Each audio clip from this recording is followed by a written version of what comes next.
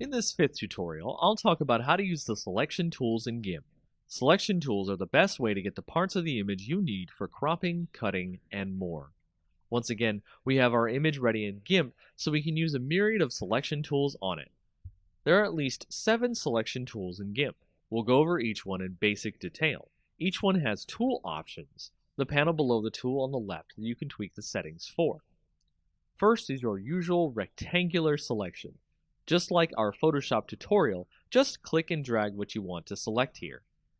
Similarly, the oval selection tool next to it can be used to select things in a circular or oval pattern.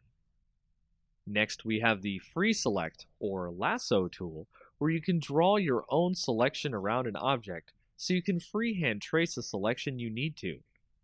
After that, we have the fuzzy select tool, which, much like the magic wand in Photoshop, will select a region based on the colors around it.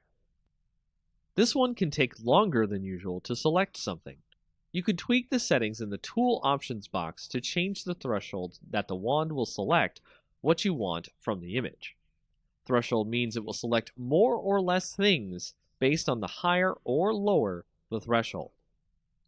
Then we have the Select by Color tool, which will select things on the image based on the color you have in the foreground color box, which is seen below the tool window. Then you have the Scissors Select tool, which will attempt to select things based on detecting edges on the image. As you start clicking around the edge of the thing that you want to select, it will guess where it thinks the edges of the image are. And you can guide the points of the selection so that the program can figure out where the edges of the thing you're selecting is. This is by far one of the most intelligent tools you can use in Gimp. Lastly, we have the Foreground Select tool, which will start with a lasso around the thing you want to select. Once you've selected part of the image, it will create a blue mask over the image. Then you'll be able to mark what you want the selection to pick up out of the image. It'll be the best tool to select things that are in the foreground as opposed to the background. It's really great for photos. That's most of the selection tools covered in Gimp.